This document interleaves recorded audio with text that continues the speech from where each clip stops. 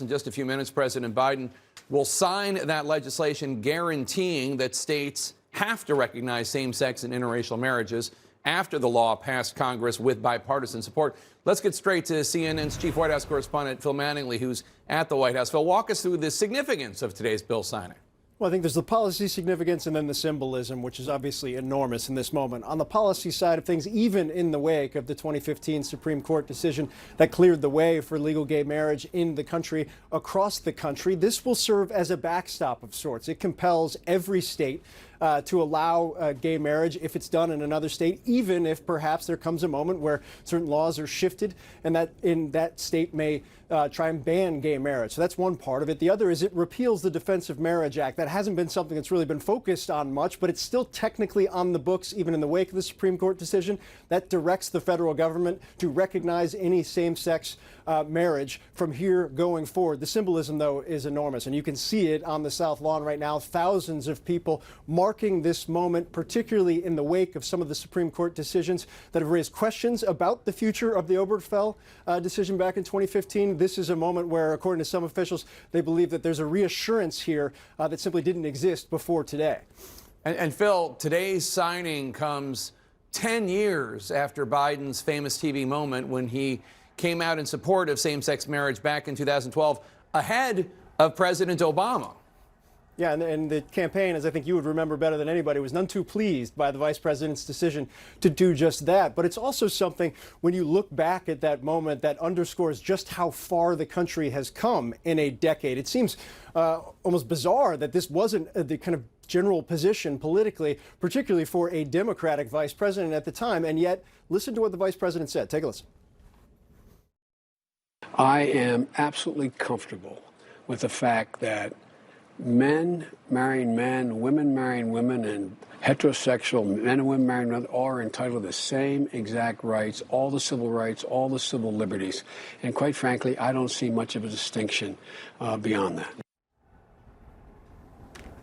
And Jake, that was a moment that will be memorialized in a card given to everybody in attendance as the president gets set to speak. All right, let's listen to him right now, Phil Mattingly. Thanks so much. A vital step toward equality, toward liberty and justice, not just for some, but for everyone, everyone. Toward creating a nation where decency, dignity, and love are recognized, honored, and protected. Today, I sign the Respect for Marriage Act into law.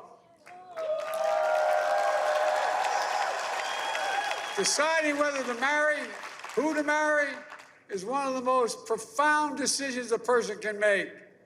And as I've said before, and some of you might remember, on a certain TV show 10 years ago, I got in trouble.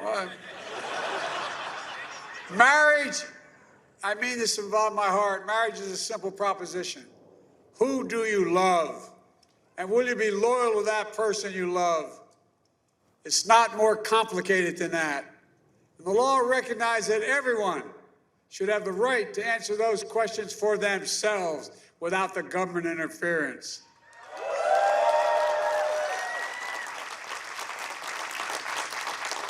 It also secures the federal rights, protections that come with marriage. Like when your loved one gets sick and you've legally recognized as a next of kin. For most of our nation's history, we denied interracial couples and same-sex couples from these protections. We failed to treat them with equal dignity and respect. And now, the law requires that interracial marriage and same-sex marriage must be recognized as legal in every state in the nation.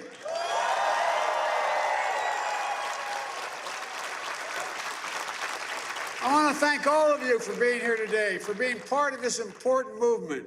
Jill, Kamala, Doug, my cabinet members, including Pete Buttigieg. And a special thanks to our performers, Joy, Sam, and Cindy. Look, you know, and the Gay Men's Choir of Washington, D.C., Gay Men's Marriage Choir.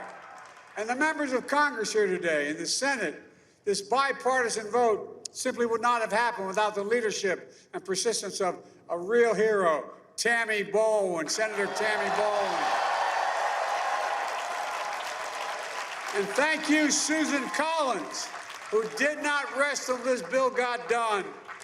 And the leader Schumer, Senators Portman, Sinema, Tillis, Feinstein, Booker.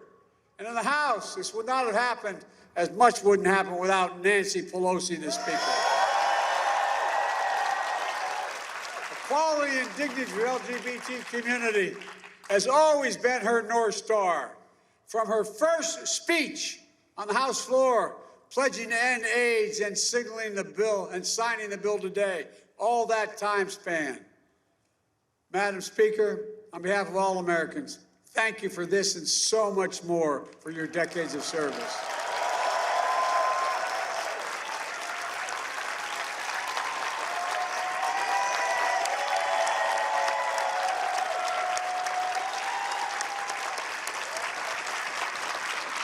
We also owe our special thanks to representatives like Jerry Nadler, who first introduced the Respect for Marriage Act a decade ago, David Cicilline, and Sharice Davids as leaders of the Equality Caucus, and so many others, many of whom are here today, who did what was right.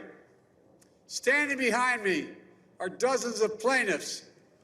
Up there, don't jump. The dozens of plaintiffs who fought for marriage equality through the years, as well as families whose existence would not be possible without the bonds of love and this law honors and protects. Look, we're here today to celebrate their courage and everyone who made the day possible. Courage that led to progress we've seen over the decades, progress that gives us hope that every generation will continue our journey toward a more perfect union.